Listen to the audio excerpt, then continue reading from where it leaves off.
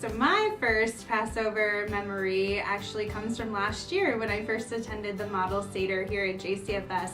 It was a really great experience for me to learn about different cultural traditions that were different from what I was brought up with, and it's something that's really stuck with me this year, and I'm so excited to be a part of the Model Seder again this year. My favorite Seder moments growing up was finding the afikomen, because in my family, for a good 27 years, I was the youngest person in the family, so usually the young people go search for it.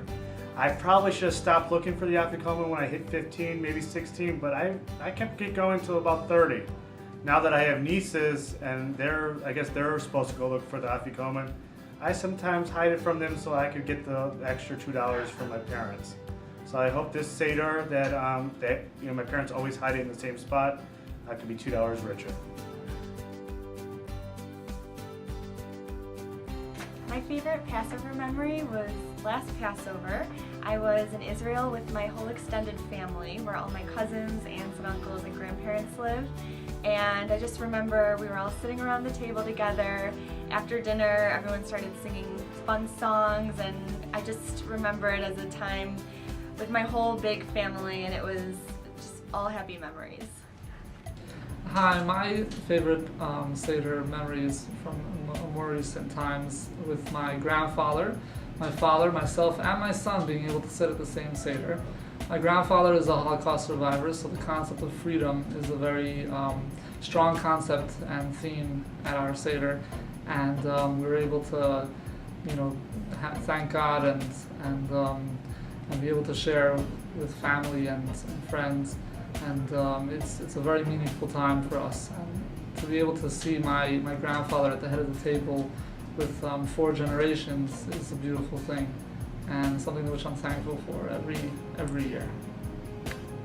My favorite Passover tradition is with my dad's side of the family. My dad's parents and my grandfather's siblings are all from Germany, so all our lives growing up, at the end of the Seder, when we would sing songs, we would always sing all of these German songs that they brought over from Germany, and it's kind of a nice thing that we continue to do today. To me, freedom is really all about love. It's about loving everybody. I feel that sometimes some people have the tendency to allow their beliefs to hold them back from actually being free within themselves. So by me being an African American and having to deal with freedom and rights and things like that, I can relate and I can sympathize with other individuals who have went through the struggle of not being able to do what they want, not being able to think how they want to think, and things of that nature. So for me, freedom is about being happy, it's about being joyous, it's about doing what you want to do, while at the same time being respectful and being a productive citizen of society. And since I've been working for the Jewish Child and Family Services Organization, all they have done is allow me to be free in who I am, free as in working with the young people to bring in my creative ideas to help them become better people. Because I work in a residential program with youth who are wards of the state, I think about those youth, and I think about, how can I help these kids succeed and be a positive member in this society. I think that's like the most freest thing that you can do, is be a part of society and be a contributing member. A lot of times when we get kids that come into care, they express, hey, I feel like I'm in jail, I feel like I'm just locked down, I can't do anything.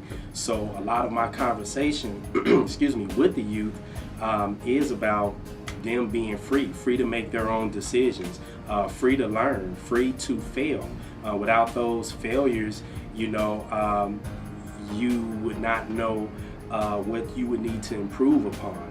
I just want the best for the youth that we serve, and freedom to me is being, the person that I was destined to be, and I try to send that message to the kids. So, in all, freedom means being what you were destined to become.